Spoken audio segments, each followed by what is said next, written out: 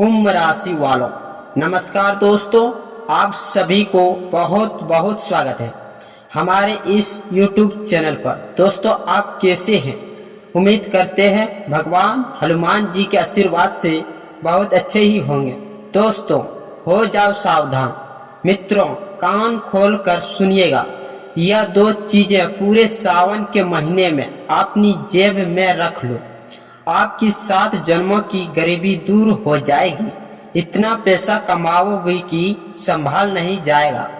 जिस चीज के लिए आप सालों से तड़प रहे थे, वो चीज आपको मिलकर रहेगा। जी हाँ दोस्तों, फिर चाहे किसी का प्रेम पाना हो, चाहे कर्ज से मुक्ति होना हो, चाहे बंगला चाहिए या गाड़ी चाहिए, सब कुछ आपको मिल जाएगा। बीमारी से भी आपको मुक्ति मिल जाएगी। जी हाँ दोस्तों, क्योंकि जो बात आज मैं आपको बताने वाला हूँ, वह बात ना आपकी माँ ने बताई, ना आपके बाप ने बताई, ना किसी पंडित ने बात बताई, ना किसी ज्योतिष ने बताई। यह बात लिख कर रख लीजिएगा। आज की यह वीडियो आपकी जिंदगी की सबसे बड़ी वीडियो साबित होने वाली है। जी हाँ दोस्तों, और अगर आपने इस वीडियो को बीच में बंद कर दिया तो यह आपकी जीवन की सबसे बड़ी भूल होगी। जी हाँ दोस्तों, सावन का पवित्र महीना शुरू हो चुका है। यह महीना वैसे तो हर किसी के लिए शुभ होता है, लेकिन के लिए इस बार यह सावन की वज्रपात से कम नहीं है, क्योंकि आपके जीवन में इस समय जो महासंकट आया हुआ है, जो घोर संकट आपके ऊपर मंडरा रहा है, जो अदृश्य रुकावटें आपके रास्ते में खड़ी है, जी हाँ दोस्तों, उनके बारे में आप जानते तक नहीं है। और जो आप नहीं जानते वही आपको सबसे ज्यादा तबाह कर रहा है। लेकिन रुकिए, घबराइए मत, क्योंकि इस वीडियो को जो अंत तक देखेगा उसके लिए एक ऐसा रहस्य खुलने वाला है। जी हाँ दोस्तों, एक ऐसा उपाय सामने आने वाला है जो इसे पूरे महासंकट को जड़ से खत्म कर देगा। लेकिन पहले यह समझिए कि आखिर हो रहा है क्या आपके साथ। क्या आपके साथ भी ऐसा हो रहा है? सुबह उठते हो तो मन में एक भारीपन होता है, रात को सोने जाते हो तो नींद नहीं आती है, दिमाग में हजारों उलझने हैं। जी हाँ दोस्तों, कभी पैसों की चिंता, कभी घर की चिंता, कभी रिश्तों की चिंता, कभी सेहत की चिंता। ये चिंता और तनाव मानो आपसे चुंबक की तरह चट गई है। जी हाँ दोस्तों, आप उन्हें हटाना चाहते हो लेकिन वह हटते नहीं। और इससे भी बड़ी बात, आपको यह एहसास तक नहीं है कि यह सब क्यों हो रहा है।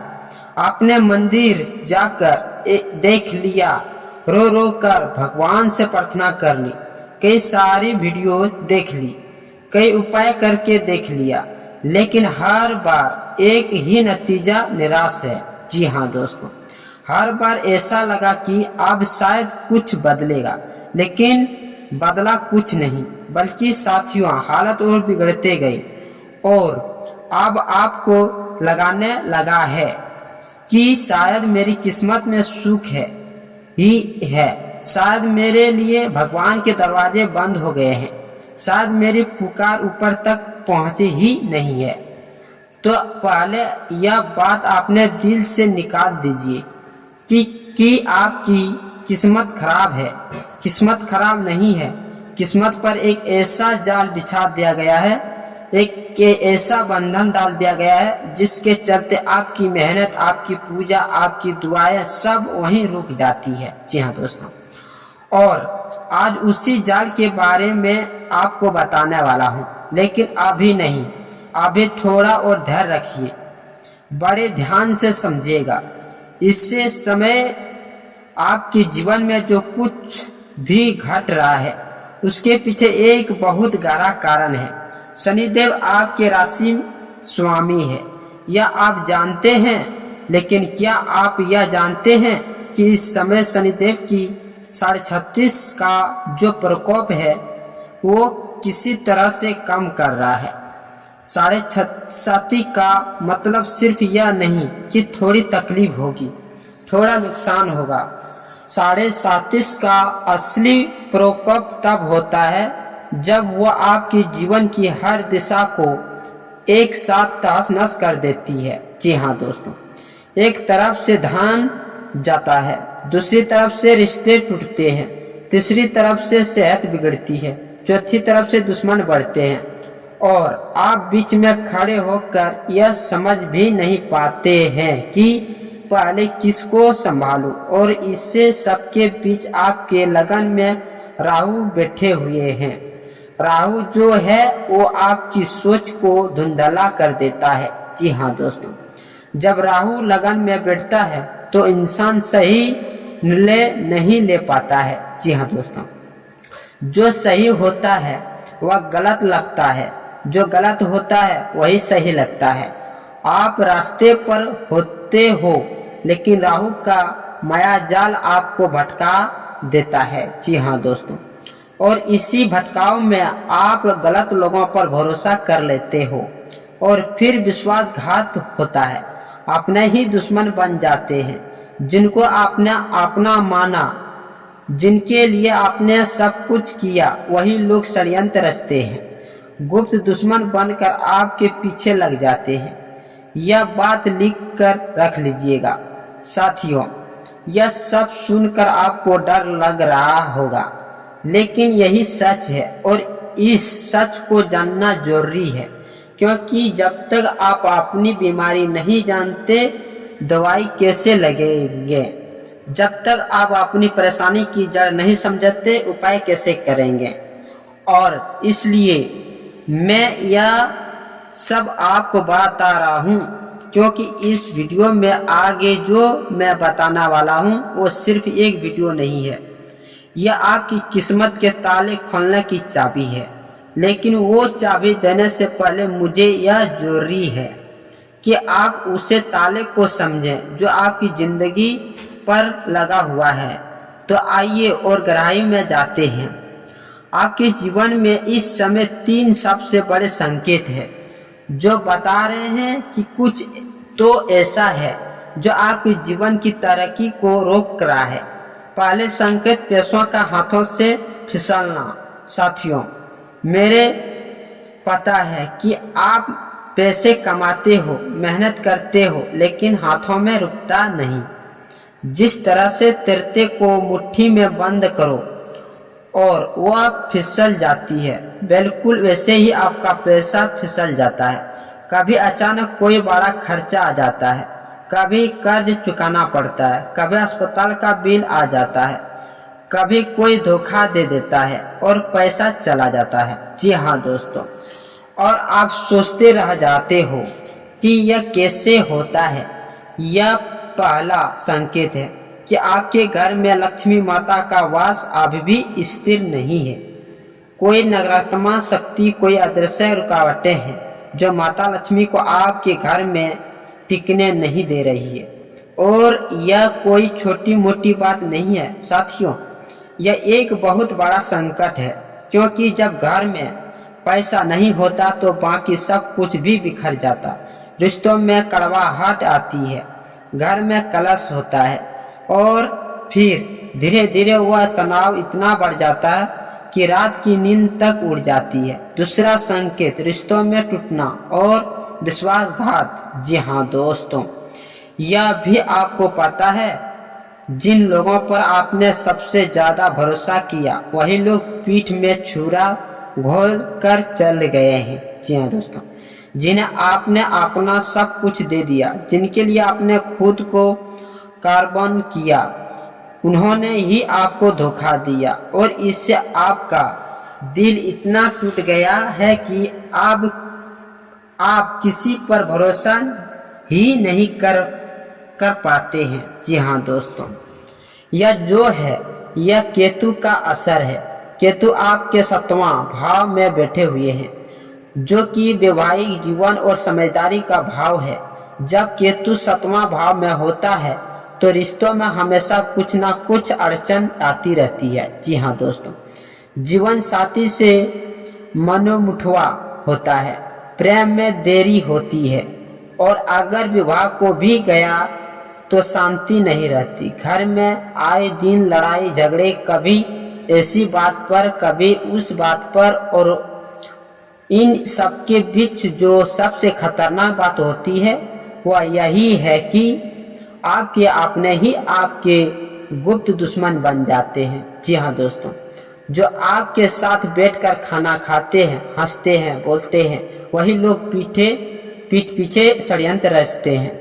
यही घातक है, यही भयंकर है और यह दूसरा बड़ा संकेत है। तीसरा संकेत बीमारियों और तनाव का लगातार बने रहना। साथियों, यह सावन का महीना है, महादेव का महीना है।